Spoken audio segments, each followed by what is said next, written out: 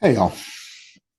My name is Willie Lawson of fightbackmedia.com, fightbackmedia.com, and fightbackmediatv.com. This video is going to be completely off topic, completely off what we normally do.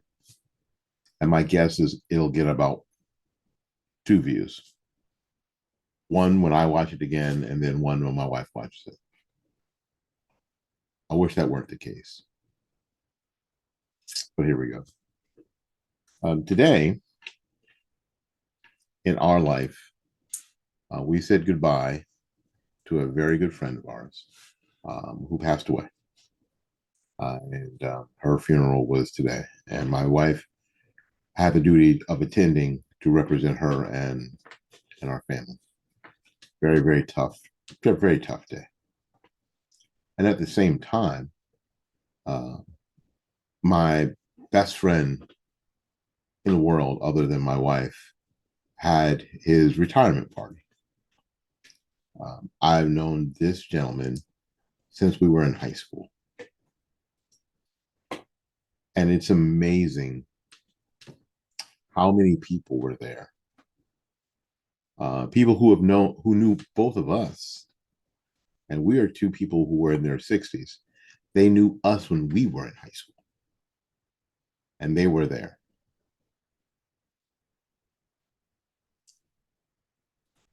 Two things I want to talk about this evening for a second. The first thing, um, my very first real saxophone teacher was there, a gentleman by the name of Jim Burge, who was the saxophone instructor at Hillsborough Community College back in 1978, 9, 80, during that time. And I saw him there today, uh, and I had to. I, I didn't think about it beforehand. I didn't. I didn't know what I was going to say, but I was going to just say hello. But after talking with him for just a minute, it came to my spirit to thank him.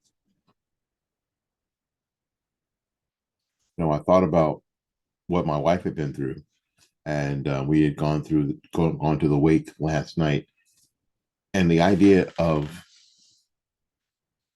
people, heaping and then during my friend's retirement party, heaping all these accolades on people, and especially heaping them on people once they're dead, once they've passed away.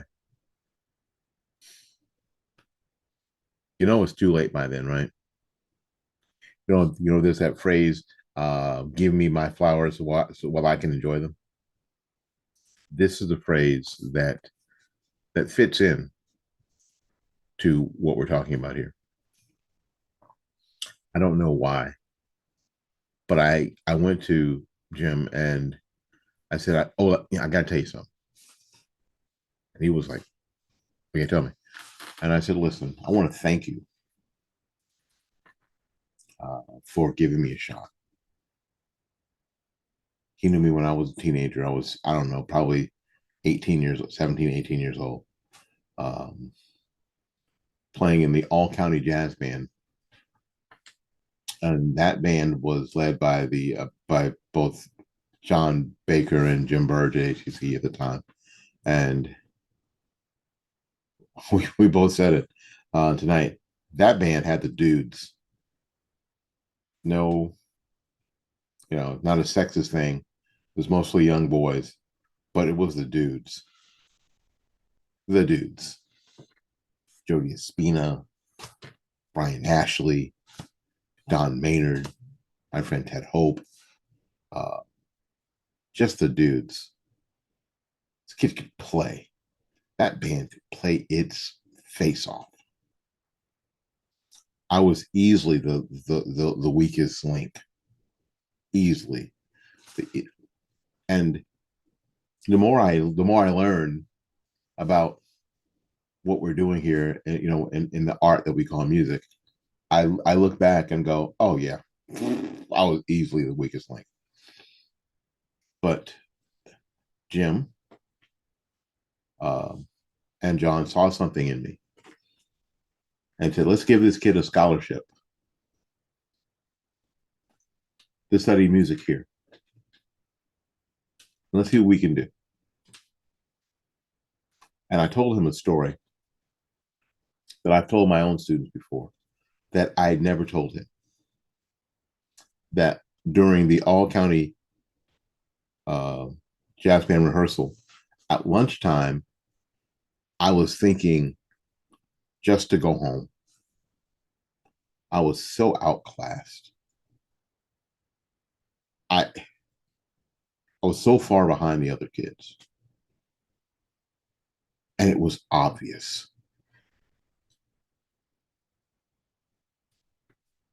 But I didn't go home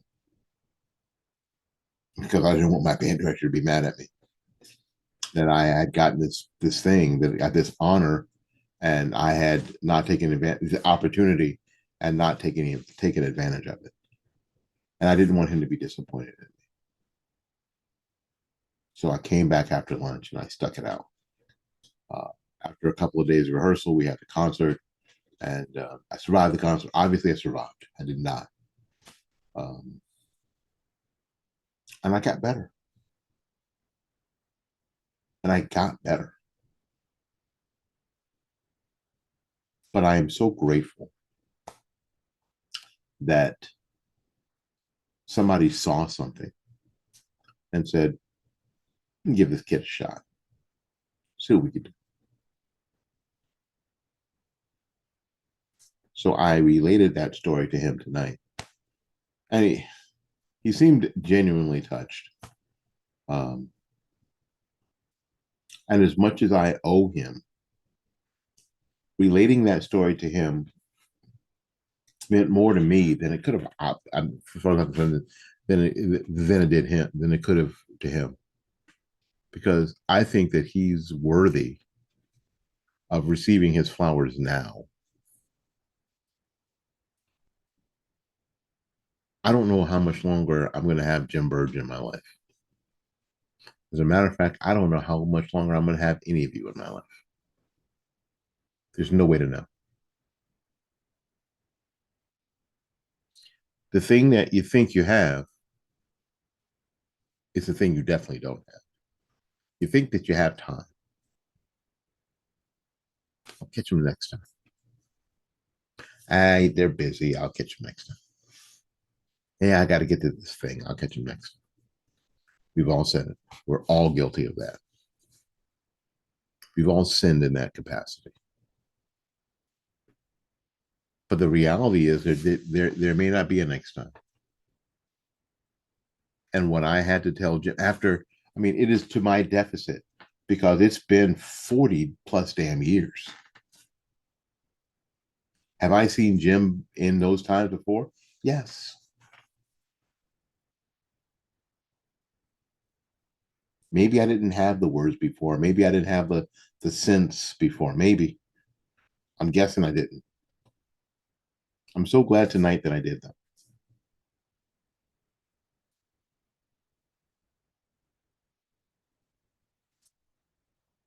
Now, my friend Ted, who was at his retirement party. Again, I've known him for since we're in high school, and he's had a great career. I mean, there is absolutely no way, no other way than to characterize his career other than great, amazing.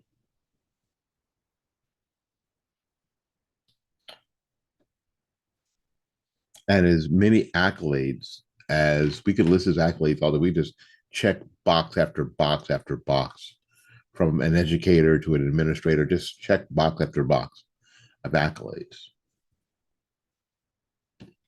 I think we do if we do that, we miss the point. The point is to say thank you. Thank you, sir, for your service. Thank you that you gave a damn about other people. It seems like that should be at least the baseline of what humans do, but we both know that it isn't. Thank you. Thank you for being my friend.